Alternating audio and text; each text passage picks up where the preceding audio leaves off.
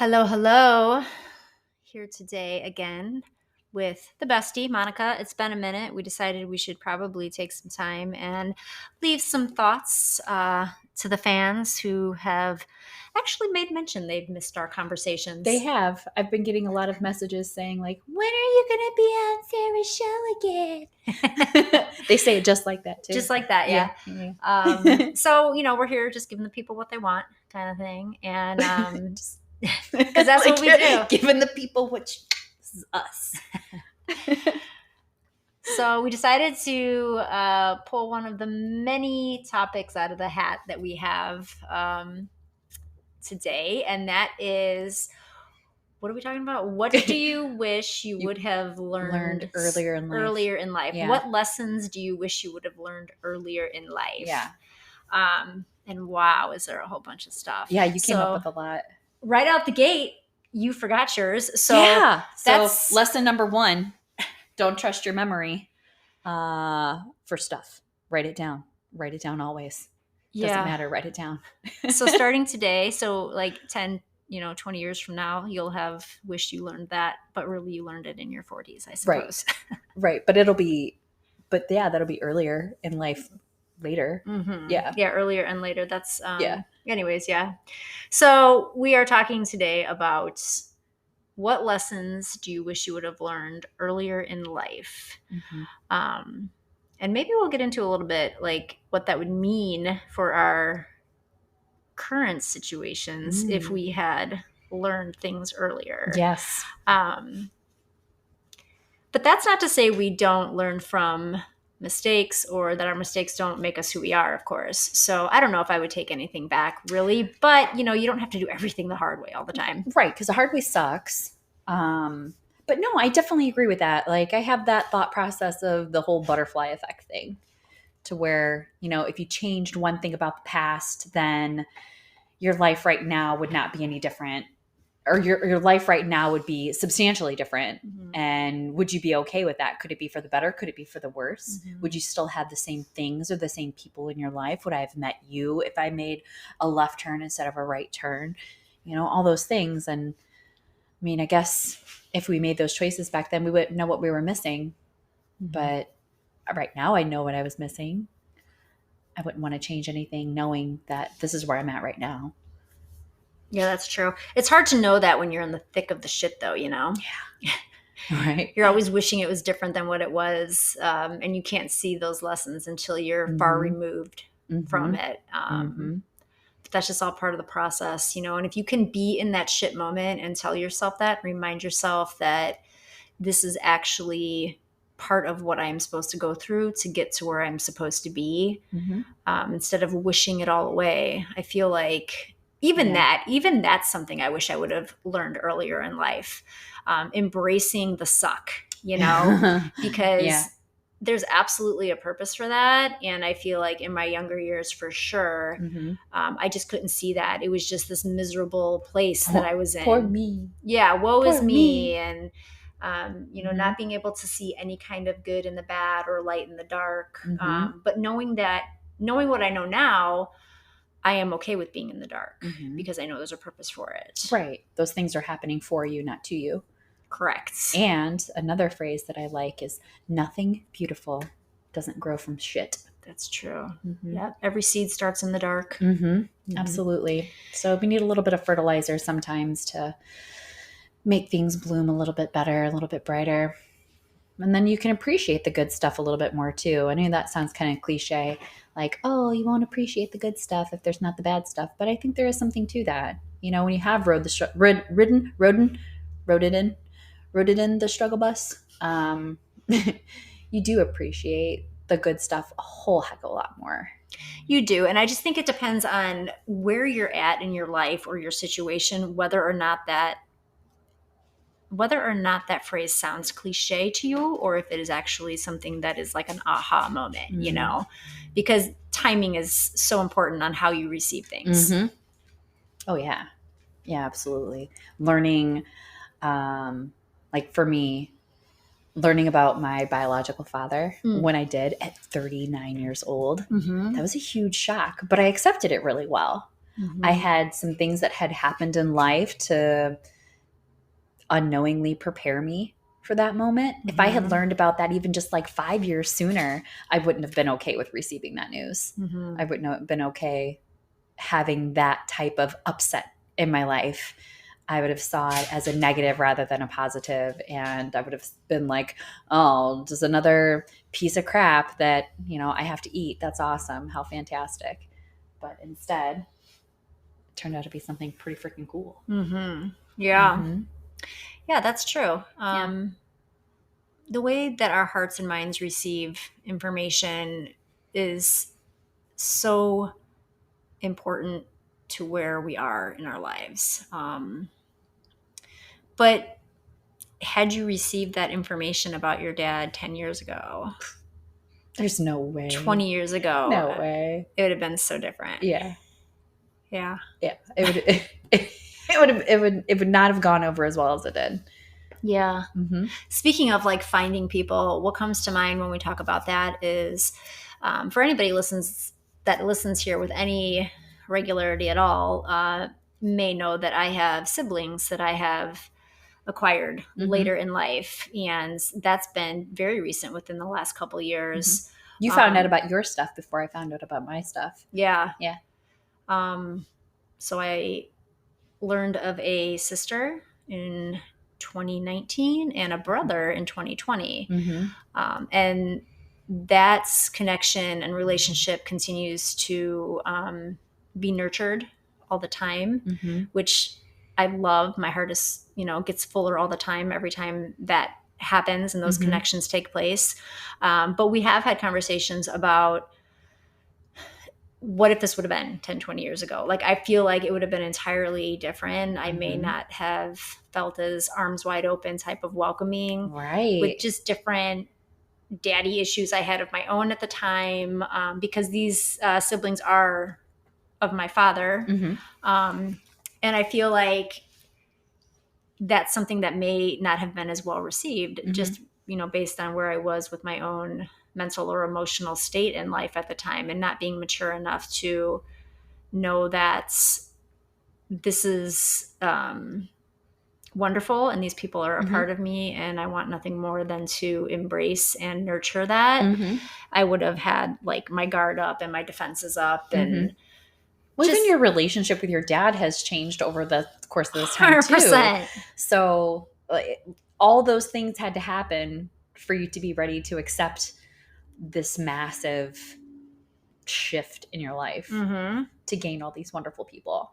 For sure. For sure. What comes to mind as like an extension of the finding of family, though, one of the things I have learned now and didn't know long time ago so much is that I no longer, this is a very like common phrase that people say, and I full-heartedly think it's bullshit. Lessons I learned, lessons I wish I would have known earlier, and that is blood is not thicker than water. Oh, we've talked about that like 7 million times. Yeah. I freaking hate that phrase. Yeah. It's the dumbest phrase ever. And it's totally bastardized. There is no writing anywhere that says the words blood is thicker than water, other than when people mistranslated it and made it what they wanted to do. It's something written from the Bible that talks about how the blood of the covenant is thicker than water, but it doesn't mean that. It's talking about the relationships that you form and you make on your own are better and more important than blood. More important than your family relation, because those are the ones that you choose to nurture, that you choose to foster. So I forget what the whole absolute phrase is, but I hate that phrase, blood is thicker than water, because I have some family and they're fucking doo-doo. And I have friends such as yourself that you are my sister. You are my blood. Like, we are it. I would pick you in every single lifetime that there ever was till the end of eternity. But some of the family that I got, out with the garbage. Likewise, I can absolutely relate to that. And along those same lines of, on the other side of that is, just because they're family, you have to love them or you have to tolerate them. No. And that is not the case hard either. pass. There's Hard pass. so many rabbit holes we could go down with that one. We won't Mhm. get too far into that today. But what I do know is that I would show up for my chosen Mhm. family, you know, my chosen blood, Mhm. in many situations more than I would my actual blood. Yeah. And that's not to say that, like, you know, I would dismiss people of blood, but if No, you have a that, kind heart. I think you would help somebody regardless of their relationship to you. I think you would help damn near anybody. well, and this kind of goes into another lesson that I wish I would have known longer in life, is that I can have boundaries, Mhm. in particular with family. You cheated. You stole one of mine. Oh, Yeah, well. cheater. Now I'm just going to sit here and drink my water. It's true though, you know, Mhm. because, you know, there was a part of me in my past that felt like um, it was okay for people to completely trample over my heart and my spirit, Mhm. if it meant that I was somehow supporting a family member, Mhm. right? Because it's the right thing to do. Because it's what you do. This is your family, and this is what Mhm. you do. Um, I no longer subscribe to that. Mm-mm. Good for you. Because that's hard. It's really hard to do. It's very difficult. Um, you're looked at differently by family, Mm-hmm. by that person, by outsiders. How could you dismiss your such and such like that? Mm-hmm. Like, that's your brother, that's your sister, your aunt, your uncle, that's your mom. How could you do that? And I think about it now as if that person were not related to me. Would I allow them to do the same things? Would I be okay with that? Mm-hmm. Would I want to be friends with that type of person that would abuse me and use me and just mistreat me left and right, just for the simple fact that, well, I mean, it's my sister. She's going to love me no matter what. Mm-hmm. So I'll treat her like crap. It's not a big deal. She still loves me.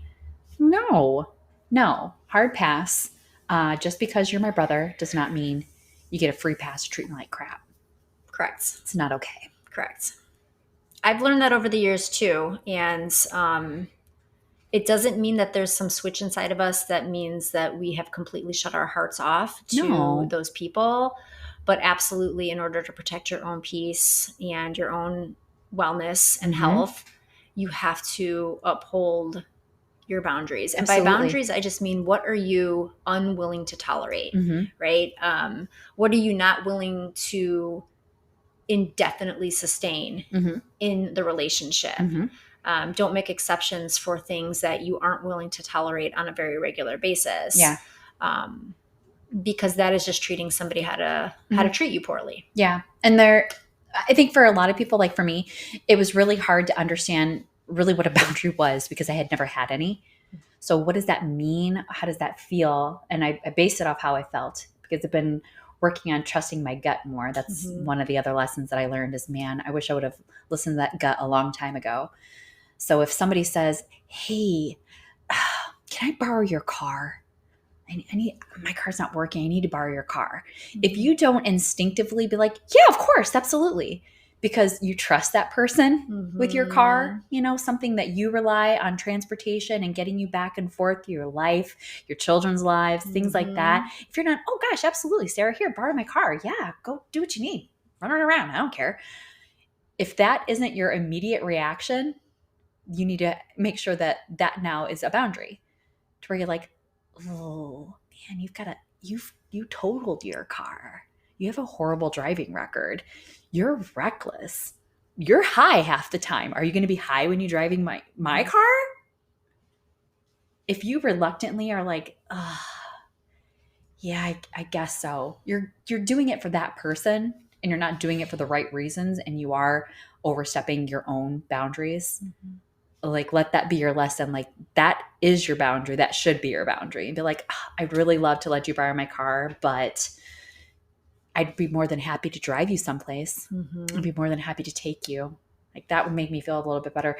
You've been a little bit careless with some of your own things. I really don't feel like trusting you with mine because it'd be really expensive if I had to repair a vehicle that you dented. Yeah, right. But, I say this a lot in a lot of different circumstances because I think it's just so relevant in so many parts of life. And that is, how do you want to feel? And if saying yes when you really want to say no makes you feel cringy inside and leaves you with a sense of regret, pay attention to that. Yes. And that is That's that your boundary. That's your boundary. Because absolutely, like when you walk away feeling like I wish I would have this when I really did that, that is showing up for other people while abandoning yourself. 100% abandonment. Absolutely. I cannot tell you how many times I felt like that in my life to where I've done something because it was expected of me and it went against every grain of my soul to say yes or to say no, whatever their response wanted to be. Ugh, never again, man. Never again. Yeah, that's definitely something I've learned the hard way and wish I could have learned earlier in life. Those obligatory yeses. You feel like you have to say yes for some reason.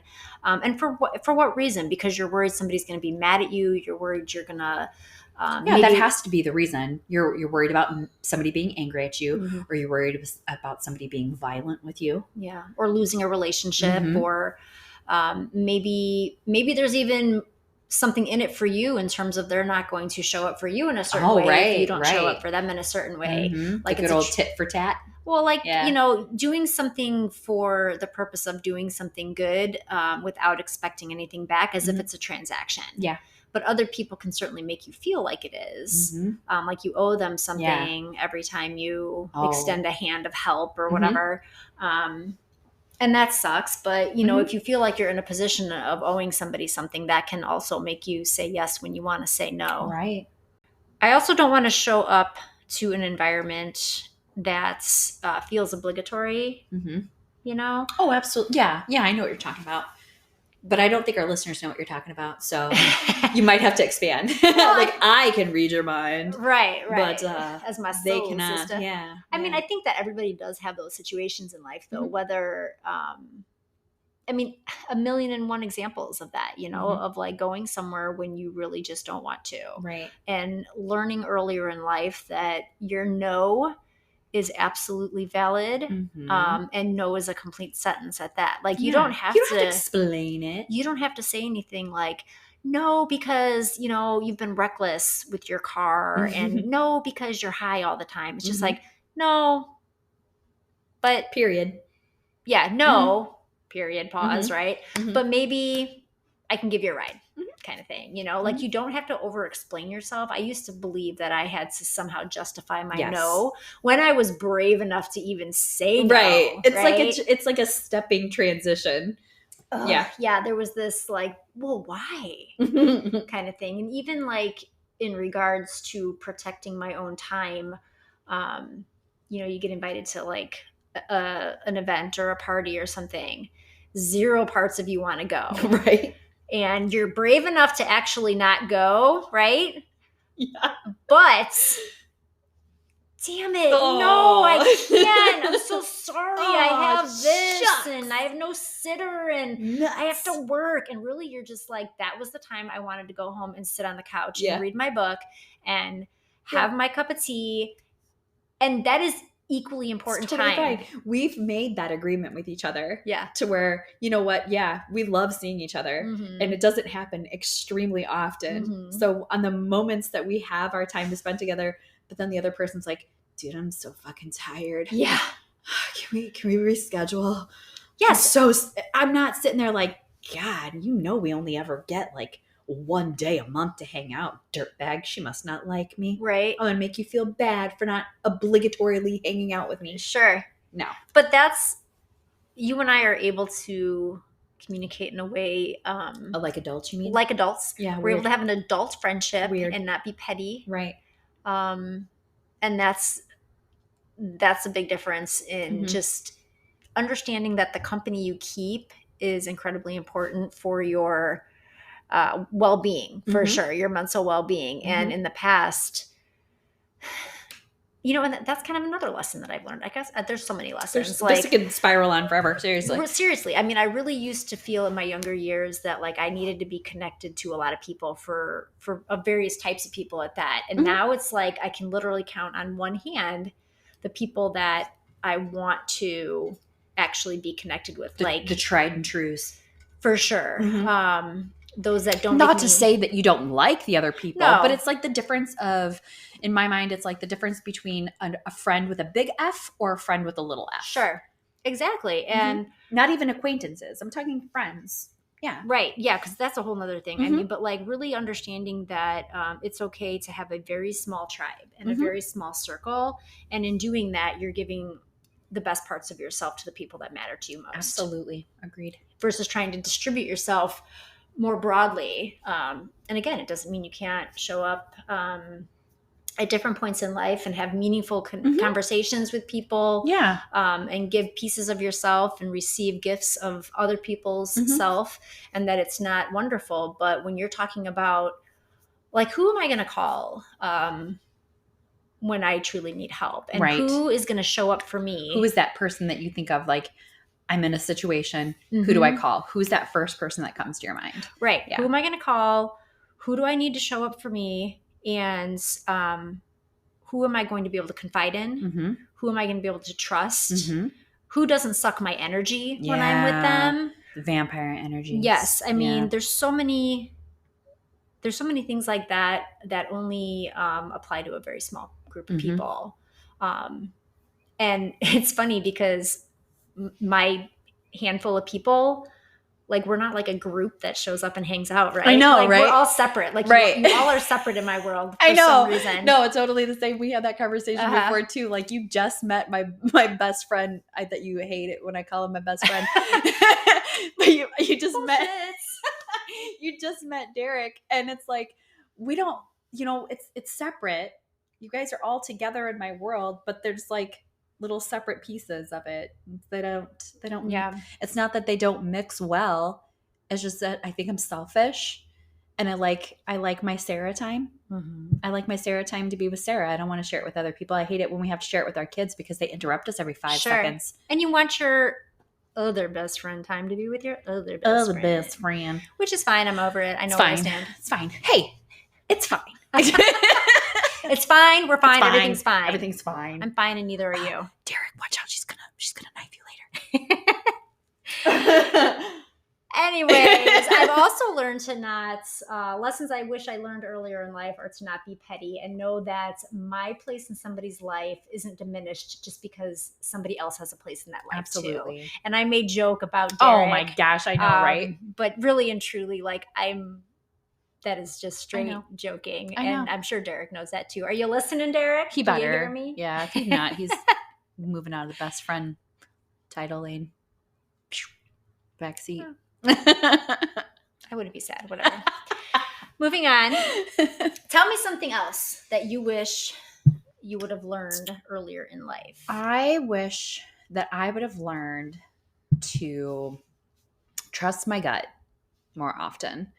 And like really, really trust my gut, because I'm very intuitive as an adult. Like it tells me things. It tells me when I'm in a bad situation.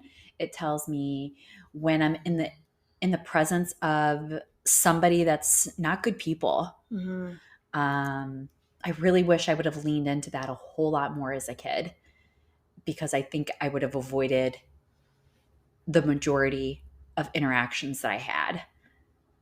Very much so.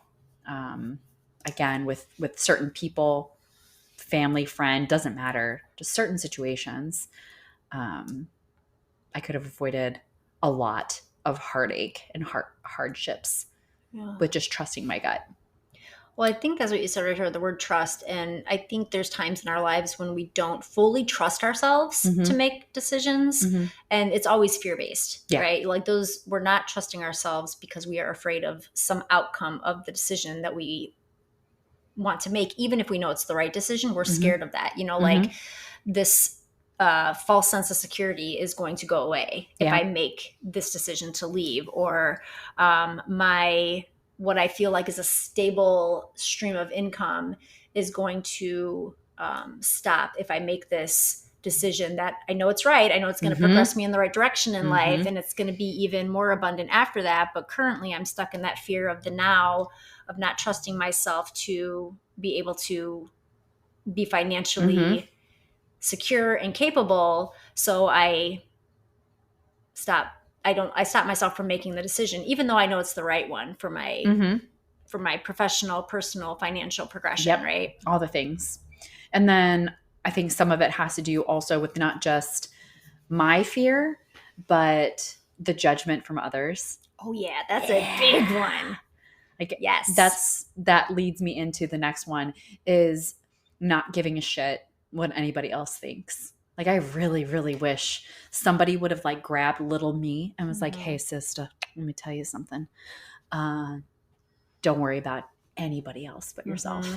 And not in a selfish, mean way, but like, you do you. I had like, there was probably only one person in my life growing up that was ever encouraging in any way. It was my Aunt Amy, whom you got to meet recently. Hi, Aunt Amy.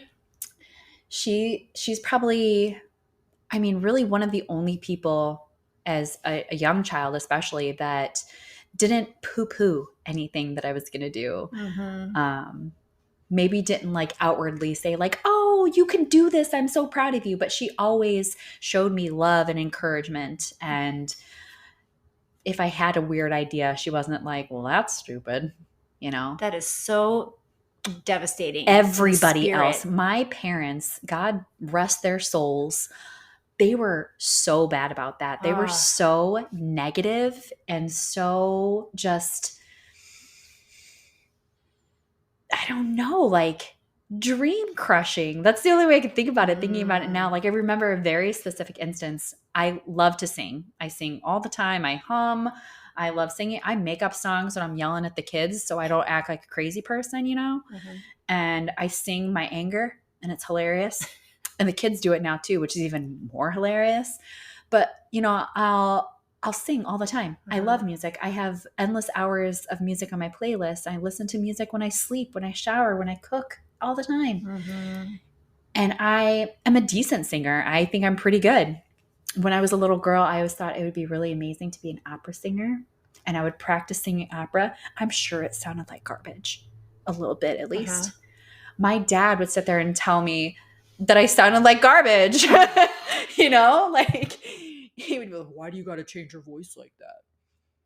Listen, this is like when your kid comes home with a recorder, which Mila did recently, right? Jesus Christ. And I love it so much. Such an amazing sound. You're such a musician. You're so good. Can you practice that in your room? Man, I think so you really have solitude to focus? Yeah, like just with the door shut? Absolutely. Like most talented musicians practice their craft in solitude, right? You need this quiet. And she proudly says, no, I want you to be able to hear. And she sits right next to me and honks on her recorder in the face. It's so amazing. I love it so much. But you know what? You are building her spirit in a way that wasn't done for you. Right. And I think of that because my dad did show up to my choir concerts and he came to, we did solo and ensemble and things like that. And he showed up for all of that stuff, but he was never like, that was amazing. Hey, you won freaking first place in the state of Indiana. Nice job, kiddo. Right? Maybe you can sing after all. No, there was none of that. There was none of that. When I was a kid, you know, I always thought it would be really amazing to become a therapist, to become a physical therapist and do those things. I made those dreams happen on my own in other ways. I might not be a physical therapist, but I'm still immersed in that field where I'm fixing people and working on people in a physiotherapy type of way. But my dad was never encouraging of that. My mom was never encouraging of that. I mean, they quite frequently told me I can't do something. And why do you think you could do that? Like, what? I think those negative comments absolutely come from their own insecurities. Sure. And their own limiting beliefs. And the way that they were raised, too. Like, they both had very difficult lives. So of course, they didn't have models of that. Yeah, of course that they would have that in their heart, and not meaning it probably to be mean, but that's just the way it was. And I wish that as a little girl, I would have just looked them in the face and been like, yeah, I am going to be an opera singer. I'm going to sing in Chicago. I'm going to sing in New York, and fully believe it, even though in 2 years I would have changed my mind and be like, today I want to be a veterinarian. Yeah. And then them be totally on board with me being a veterinarian. Right. I do that for my kids. Christian wanted to be a fucking backhoe when he was 3. Okay, let me clarify. I said wanted to be a backhoe, not drive a backhoe. He wanted to be one. Did I tell him no? I said, oh, that's cool. Like, he also wanted to be a dinosaur. I am not going to tell him no. You be whatever you want to be. When you get a little bit older, we'll talk about the ins and the outs. But who are you to tell somebody that their dream is shit, right? Is the gist of it. But what you're doing is something so important, and whether you realize it or not, you are absolutely healing generational traumas. It makes it makes me feel better knowing that I'm doing better for my kids. And knowing that hopefully my kids will do better for their kids if they decide to have kids. Right. And they can think back on, I remember that one time Mom was patting me on the back because I said I was going to be a dinosaur. Like, that's cool. Yeah. That's cool. Yeah. Support people. Support your people and cheer them on, even if you don't understand it. Right. Little Ashlyn, she was 2 when I was going to school. And I would come home and it would just be us. And I would teach her all the anatomy that I learned that day, because that's how I learn, is I learn by teaching. So I would teach my 2-year-old all about different parts of the anatomy. Yeah. And guess what? She's in the medical field. Yeah. So there's a possibility that me going over all those things with her when she was little, like, sparked that little interest in her. Would she have had the same field had we talked about princesses and dinosaurs and things of that nature? I don't know. Yeah. Maybe this was something that was always in her, but maybe it's because of that it sparked her desire to head down that field. And she wanted to learn more. So I was excited to teach her more. Right. That kind of goes into one of the other points I had about what we learn, what we wish we'd have learned earlier in life. And now I'm like, I guess this could go a multitude of ways, but one of them is I am the only one who limits myself, and like not believing that it's because of anything or anybody else. Yeah. But what you're just describing now, I mean, for sure, the company you keep, and as kids, we don't get to choose that company. Correct. Right? Yep. But the company you keep can influence your progress and your progression in life. Ultimately, as an adult, the traumas that you may have endured, or even just the negative talk and the negative infusing of energy, you can break away from that, but it's a whole lot harder. Right. If you haven't started from a place of being uplifted. Absolutely. For sure. Absolutely. And it can go, one of two ways. You can have 2 people that grew up in a similar environment and spiral completely different ways. My brother and I were the only kids of the family, of our parents anyway. Even the parents that raised me, it was just us. Polar opposite lives. We had parents that gave us what we needed.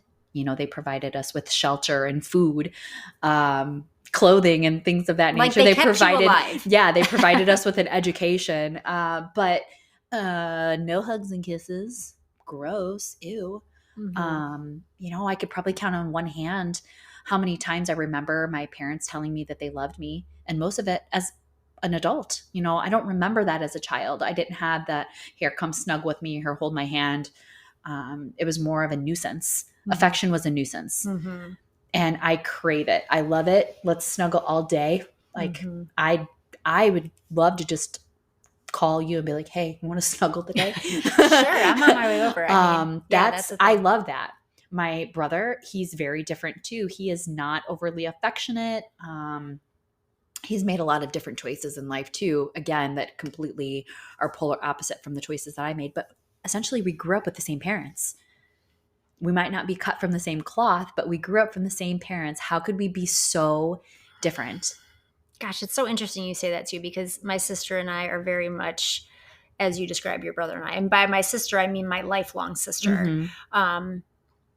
Polar opposite people, but raised in the same house, seemingly similar influence, right? But absolutely have made basically opposite choices throughout life, and it's interesting though, because then one of my newly found siblings, my brother, I feel so connected to him, and I love hearing about your relationship with him. Every time you talk about him, I'm like, oh, yay. I feel just so, like you said, cut from the same cloth as him, and we have different mothers. Yeah.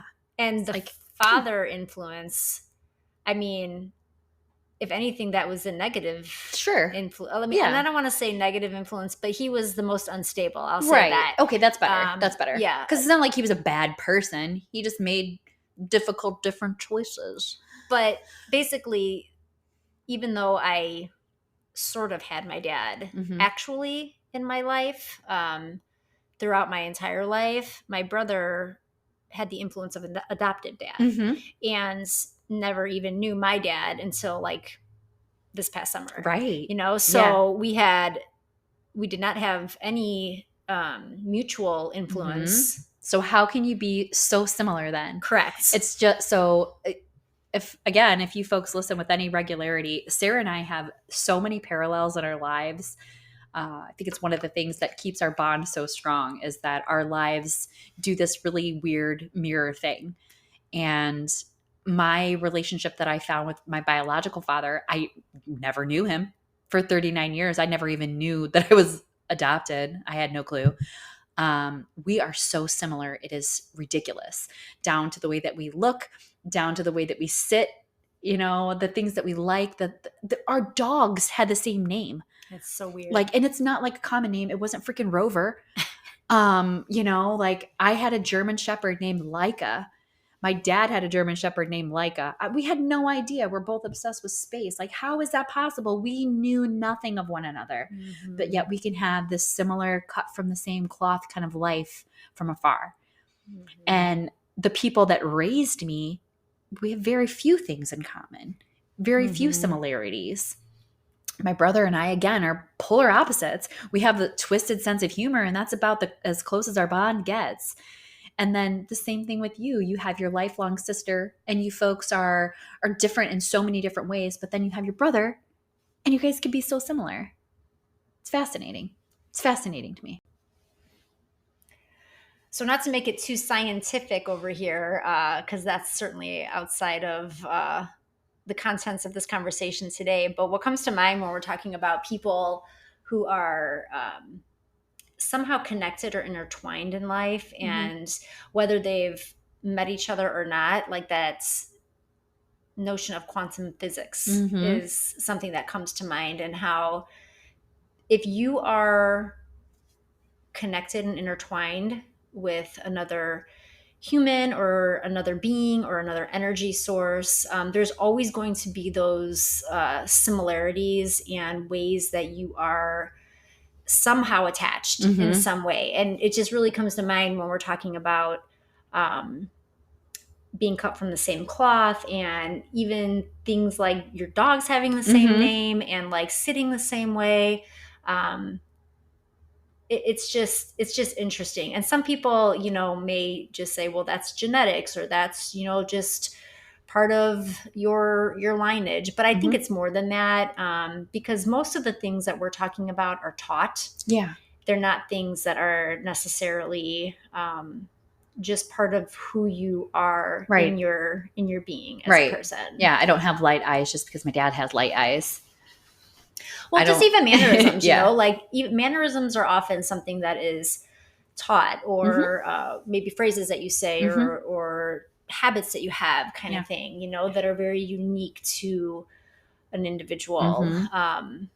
Maybe different types of mannerisms, isms, even phobias, things like that, that are not something that is superficial and that you can see, but you find out through conversing with somebody that it's very similar, or even the same as somebody eerily else. Similar. Yes, correct. So, and it's just all very interesting to me how all that comes into the conversation or becomes evident the more time you spend with people. And it's just a continuation of the proof of who you're supposed to be connected to, just like the paralleling of yours and my circumstances and situations. And you just really start to find your people, find your tribe.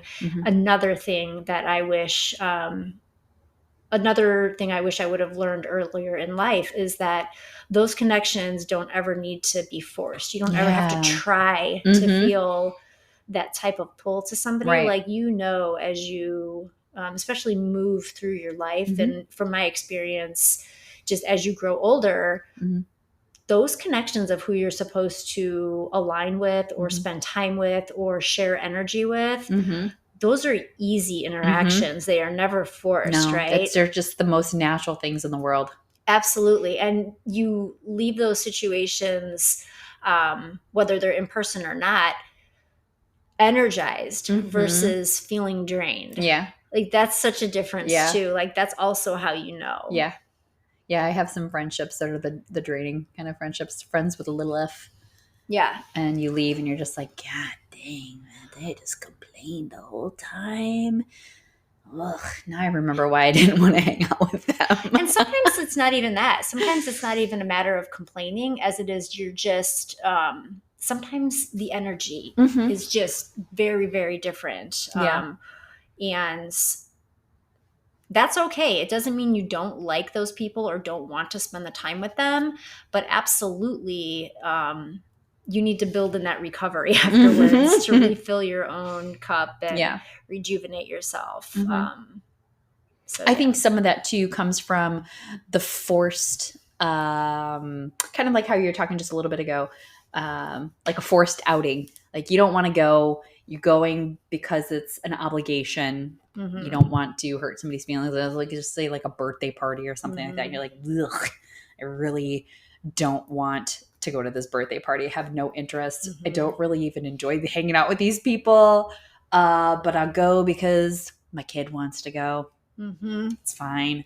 And you leave there and you didn't even do anything, but you leave there and you're just so freaking tired. You're so exhausted. And then you go home and crash on the couch because of why? You didn't do anything, but you were just freaking so emotionally drained because you didn't want to do that. Right. You had no interest in doing that. You had to put all of your effort into doing that. So you had nothing left. I hate that. That sucks. For sure. And I have absolutely embraced that again. That decline of the invitation very much as I've just gotten older, and I feel less guilty about it all the time. There are still some circumstances where I'm like, I feel bad that I disappointed so-and-so, or, I don't know, whatever circumstance is there that makes me feel like I should, those shoulds in life, but, after a minute, I'm able to just come back into myself and say, yes, but because I'm not going to go, I'm not going to feel like shit afterwards. Right. And again, how do you want to feel? How do you want to feel? Right. Absolutely. And everybody just has to show up in their lives in a manner that serves their own peace. Right. And the more you don't do that, the more everything around you is not peaceful. Absolutely. And the worst part is your inner peace, not even just on the outside of yourself, but what is happening on the inside of you is more important always than what's happening on the outside. Yeah. The more negative you feel, the more negative you attract. Absolutely. So of course it has to be the opposite for the positive. The more positive you are, the more positivity you can attract, the better things are. That's why it's easy when you go down into that depression, darkness, for everything else to suck around you. Even when it doesn't, it's gonna, because you're just pulling all that nastiness in and you're finding the negative in any situation that's out there. That's one of the things that I wish I would have learned a long time ago too, is kind of seeing the forest through the trees. Is that the saying? The forest through the trees? I think it might be. I don't know. It's one of those. You figure it out. That's your homework for today's episode. But just, really kind of leaning into that and understanding that all right, this might not be going exactly how I wanted it, but maybe it's because the outcome is supposed to be completely different. I'm going to lean into it. I'm going to go with the flow, see where this ride takes me. I'm going to still kind of try to steer it a little bit so it doesn't spiral this way or spiral that way. But maybe this bad stuff is happening so something really, really great can come out on the other side. I just saw something about that today, and it's so relevant to this conversation right now, in that when you feel disappointed that something isn't happening the way you want it to or the way you wish it would, remind yourself it's because something better is coming next. Yeah. You're not missing out on anything. No. The universe is protecting you so that you receive what is truly deserved, and what is truly deserved is more than what you could even hope for. Absolutely. Yeah. I like that a lot. So switching gears a little bit, another thing that has been a lesson that I still have not learned later in life, that this is an ongoing thing all the time, but I've gotten better. Good job. I will say that. Okay, so progress, people, not perfection. Despite my best efforts, right, I cannot, in fact, save people from their mistakes, nor can I fix problems that are not mine to fix. Yes. Nor can I carry things that are not mine to carry. No. Man, I was literally just having this conversation yesterday. Literally. Yeah. Yep. I think that goes along with the boundary thing. And yeah, you can't freaking fix everything. Some problems aren't yours. Some journeys are not yours. There are other people's struggles to deal with. And they have something profound to gain from their maybe unfortunate circumstance. Are we there to step in the way for good? Or are we there as a hurdle in our lives? I think about, again, my brother. He's been real heavy on my mind lately. And he had a really bad summer last year, which made my summer really bad. And I think about, like, what if I had said no? What if I had said no to helping him? I really do think that my summer was still going to be hard because of other things that were factors in that. But I think it would have been easier for me to come out on the other end. But at the same time, you know, he would have struggled more had I not helped him. He would have spiraled down further. There could have been a possibility where maybe he could have lost his life. Did I save my brother from certain death? Or did I just prolong the inevitable? Did I make things easier for him so he didn't, I hate to use this term, but learn his lesson? Is that fair to say, you know, learn his lesson? I don't know. I don't know for the circumstance that I'm speaking on if that would be the right phrase.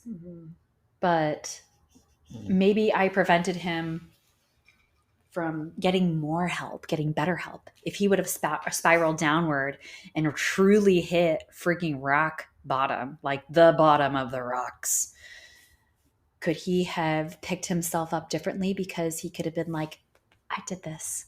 I pulled myself from the trenches. I pulled up my bootstraps and I'm living my best life now. Or was that just something to where he was like, see, I can still fuck up. It's not a big deal. It wasn't that bad. My sister helped me. Or, oh, I just got a slap on the wrist for that one. That was not a big deal at all. I'm invincible, untouchable. I don't know. I think about that a lot, and I've had it on my mind a lot lately. I've had conversations like that in regards to people I've helped over the years or tried to show up for, tried to fix, right? And I have two thoughts on what you just said. One of them is knowing our own limitations in regards to what we're actually capable of doing for people. Like, you're not his mental health therapist. I ain't his mama. That's for damn sure. Well, there's not that, but there's also, like, you're not somebody that's going to be able to give him the appropriate help in terms of things like mental health or substance abuse counseling or I don't know, all kinds of all the things, right? Like, that's not what we are certified in. And quite honestly, if we were, we still shouldn't be probably providing that for our own loved ones. Right. Right. Because there's going to be a bias in there. Yeah, for sure. So that comes to mind, like knowing our limitations and what we can actually do. Like when we talk about like pulling people out of the trenches, do we even know how to help them when we even attempt to do that, right? It's our version of what we think is best for them. Right. And then the other thing that comes to mind is doing everything for somebody else removes their power, right? In a bad way. In a bad way. So what we need to do more of is helping them help themselves so they feel empowered. You know, maybe you point them in the right direction of finding the help that they need or accomplishing something or removing a barrier, right? But you can't be the one to physically shove it out of the way. No. Because that's just going to disempower them. Right. For sure. And perpetuate the problem. Correct. Yeah. And, you know, that goes back into that conversation we've had many times in this space of that codependency that we both work at. Yeah. First of all, acknowledging and understanding in that we feel like we can't be okay unless somebody else is okay. And that has been an absolute lesson that I wish I would have learned earlier. Some of that was circumstantial in regards to my childhood. And there was not a lot of choice in the environment I had. And that certainly became deeply ingrained in me. But now getting to the point where I am going to be okay if somebody around me is not okay. Right. Doesn't mean that we don't care. Absolutely not. It doesn't mean that we're like, oh, well, they decided to do that. That's on them. No, it still gets us. It still pulls at our heartstrings. It's like, God, what could I do? You're thinking of all these scenarios of things that you could possibly do to help them. And then you take that breath and you're like, why? Not that I don't care, but what will my influence do to better them? And at the end of the day, it's not. Well, and it's not like you're giving up either. And that's the other thing that people misunderstand. It's like when you stop showing up in ways that people have become accustomed to you showing up, they feel that you have just given up. And that's not the case either. But that too is kind of remembering your limitations and that you're not meant to carry it all. Right. You're not. And there's only so much you can give out of yourself. And it not be accepted over and over again, or it not be helpful in some way before you just stop giving of yourself in that way. It's like that idea of just being rejected over and over and over again.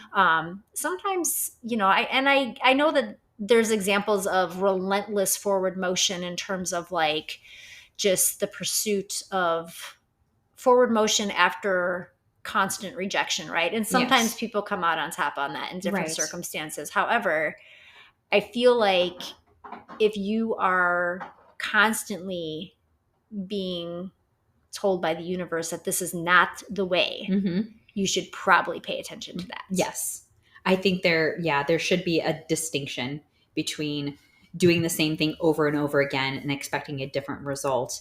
Definition of insanity. Yes. Versus I want to do this to better my life. And I know the road is going to be rough as hell. And there's going to be obstacle after obstacle after obstacle in my way. But I know if I just persevere and I trudge through the hard times and I eat ramen out of a box for months on end so I could save my dollars so I can get to this point, I know it'll all be worth it in the end. It will be. It's just going to really freaking suck. Versus, hey, I told you to not do that. Hey, I told you to not do that. Hey, I told you to not do that. Hey, remember when I told you not to do that? Don't do that. Because those things are not meant for us. So listen to the difference. Let your gut be your guide on pursuing to the point of growth from just doing the same stupid shit over and over again and getting shit sandwiches still fed to you. And not overcomplicating things, you know. And it's one thing if you still insist on the pursuit of something in your life, but maybe you're going about it the entirely wrong way. Like maybe you're making it too hard. Yeah. And the universe is trying to tell you that. Keep it simple. Keep it simple and don't overcomplicate decisions that really are actually easy ones. That's a good life lesson. I Learn how to keep it simple. Learn how to keep it simple, for sure. One of the really fun things I learned in therapy this past year has truly, truly helped me. And I wish I would have learned it sooner. Check those facts. My favorite game to play with myself, my favorite game to play is jump to conclusions. I'm the best at it. I'm so good. I'm like reigning champion for like 42 and a half years now. Up until recently. Check the facts. So I love coming up with made up scenarios of like multiple different flavors. And before I would tell myself, well, I'm just preparing myself for every scenario possible. And that way, if one of those occur and it's bad, I'm already sort of mentally prepared for it. I really want the good thing to happen, but it's probably going to be the bad thing. So I'm just going to mentally prepare for that. And that way, when it happens, it's not as sucky. That's horrible. That's horrible. Why not be excited for something good? And then if it doesn't happen, like, oh, shucks, try again or not. But no, Monica, jump to conclusions. Think about the worst case possible scenario and stick with it really hard. Like I remember telling you over the summer, my jump to conclusion fear is that when I message you or call you or something like that and you don't answer, it's probably because you're dead. Who thinks of that stuff? Mm-hmm. This girl. Jump to conclusions, Monica. And good old Lyndon has taught me to check the facts. Does Sarah have health issues that nobody's aware of? No. Does Sarah engage in risky behaviors? I mean, she hangs out with Logan. I run without my phone. That's about as freaky as it gets. Yeah, we'll talk about that later. That's about as dangerous as it gets. Yeah, like Sarah hangs out with her 9-year-old kid all the time. And he makes her, play Pokemon and stuff. So are you going to drop dead out of nowhere? Probably not. What is a more likely scenario? You're sleeping, you're eating, you're playing Pokemon with Logan, or you're at work.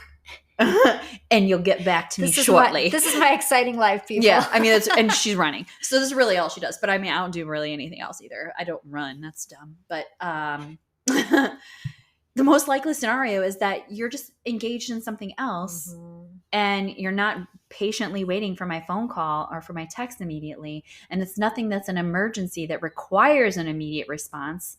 I just want to know what you're doing.